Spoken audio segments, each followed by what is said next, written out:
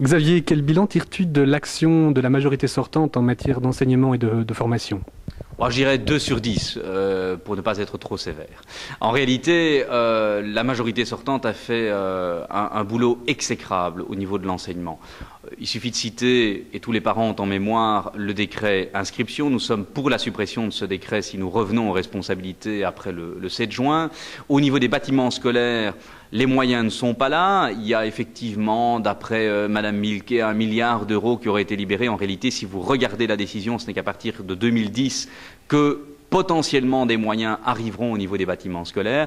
Et puis de manière générale, le niveau de l'enseignement n'est pas bon en communauté française. Et donc il faut mener des politiques qui revalorisent l'effort, qui revalorisent les compétences, qui mettent en exergue les véritables compétences qu'il faut acquérir lorsque l'on va sur le marché de l'emploi. Et donc j'en reviens aussi à la problématique de la formation.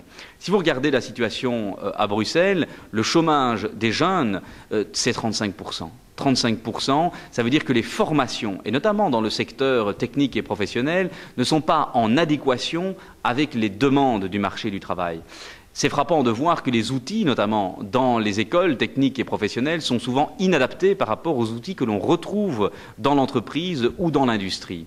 Et donc, il faut consacrer des moyens à la modernisation de l'outil, à la modernisation des formations, favoriser les stages et les formations in situ, c'est-à-dire dans les entreprises, en partenariat avec le privé, autant de sujets sur lesquels la majorité sortante a échoué.